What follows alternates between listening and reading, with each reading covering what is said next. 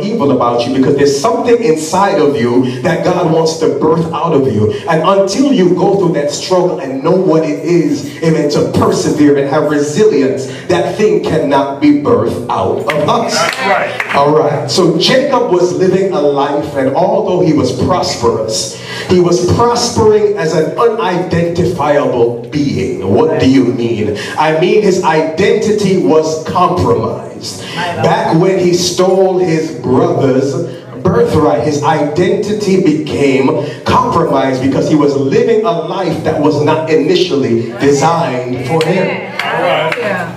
Jacob was living a life that was not initially designed for him. So now Jacob finds himself between a rock and a hard place.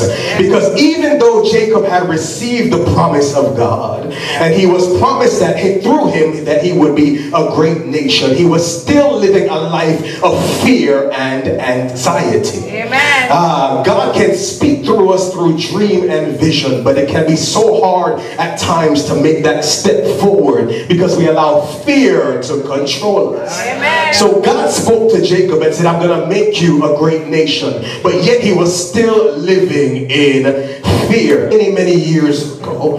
But because of fear, we failed to actually grab a hold of what God has in store for us.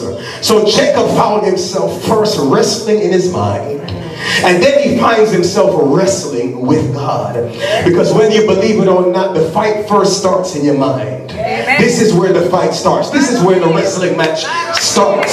So Jacob found himself wrestling in his mind. He was fighting